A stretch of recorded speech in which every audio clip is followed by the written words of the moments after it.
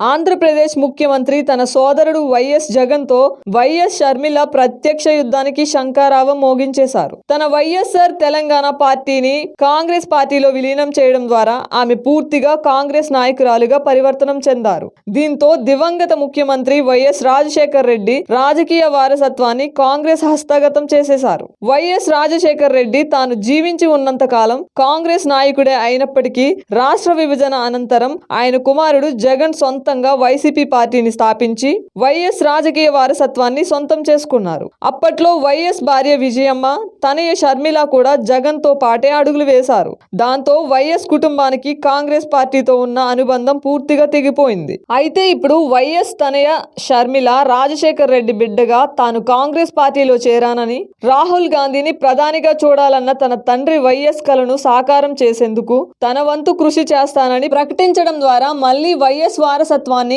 కాంగ్రెస్ చేతుల్లో పెట్టేశారు. మరోవైపు వైఎస్ కుమారుడు జగన్ తన పాలనా వైఫల్యాలతో వైసీపీకి వైఎస్ తో ఉన్న అనుబంధాన్ని తుంచేశారు. వైఎస్ అనుచరులు, అభిమానులు కూడా వైసీపీ వైఎస్ రాజకీయ పరంపరను కొనసాగించడం లేదని బాహాటంగానే చెబుతున్నారు. ఇక వైఎస్ కుటుంబ సభ్యులు కూడా దాదాపుగా జగన్ కు దూరమయ్యారు. దీంతో వైసీపీకి వైఎస్ రాజకీయ సిద్ధాంతానికి ఉన్న సంబంధం కూడా పుటుక్కుమని తెగిపోయినట్లే భావించాల్సి ఉంటుందని. అటువంటి తరుణంలో షర్మిల తన తండ్రి రాజకీయ వారసత్వాన్ని కొనసాగిస్తానంటూ కాంగ్రెస్ పార్టీలో చేరి ఆయన ఆశయాల సాధనకు కృషి చేస్తానంటున్నారు. దీంతో ఇక షర్మిలే వైఎస్ రాజకీయ వారసురాలుగా రాజకీయ వర్గాలు చెబుతున్నారు. ఇక షర్మిల కాంగ్రెస్ గూటికి చేరడం ఏపీలో రాజకీయ సమీకరణాలను ఒక్కసారిగా మార్చేసినట్లయింది.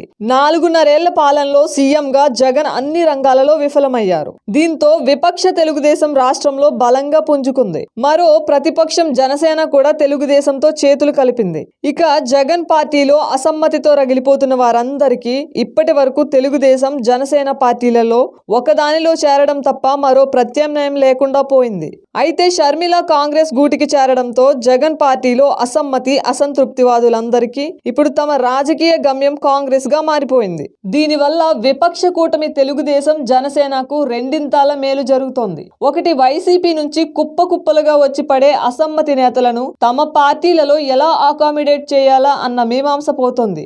2, జగన్ ను వ్యతిరేకించి కాంగ్రెస్ లో చేరే వారి సంఖ్య పెరగడంతో జగన్ ఓటు వైసీపీ, కాంగ్రెస్ ల మధ్య చీలిపోయి వైసీపీని మరింత బలహీనం చేస్తోంది. ప్రభుత్వ వ్యతిరేక ఓటు ఇప్పటికే తెలుగుదేశం, జనసేన కూటమికి దఖలు పడిపోయిందని సర్వేలు ఇప్పటికే తేల్చేశాయి. తటాస్తులు జగన్ పాలనకు చరమగీతం పాడేది తెలుగుదేశం పార్టీ మాత్రమేనన్న నిర్ణయానికి వచ్చేశారని పరిశీలకులు అంటున్నారు. ఇక ఏపీలో జగన్ కు పడే ఓట్లైనా ఉన్నాయా అంటే అవి కాంగ్రెస్ ఓట్లే. ఇప్పుడు షర్మిల కాంగ్రెస్ గూటికి చేరడంతో కాంగ్రెస్ ఓట్లు మళ్లీ కాంగ్రెస్ పార్టీకే వెళ్తున్నాయని విశ్లేషిస్తున్నారు. తాజా సర్వేలలో వచ్చే ఎన్నికలలో వైసీపీ 9% ఓట్లు కోల్పోతుందని తేలింది. ఇప్పుడు షర్మిల కాంగ్రెస్ లో చేరి ఏపీలో క్రియాశీలంగా వ్యవహరిస్తే వైసీపీ కోల్పోయే ఓట్ల శాతం మరింత పెరుగుతుందని అంటున్నారు. షర్మిల చేరిక వల్ల కాంగ్రెస్ కు ఇప్పటికిప్పుడు అంటే వచ్చే ఎన్నికలలో విజయం సాధించి అధికారంలోకి వచ్చే అవకాశం ఉండదు, కానీ వైసీపీని వెనక్కు నెట్టి 2వ స్థానంలో బలంగా నిలబడేందుకు దోహదపడుతుందని పరిశీలకులు విశ్లేషిస్తున్నారు.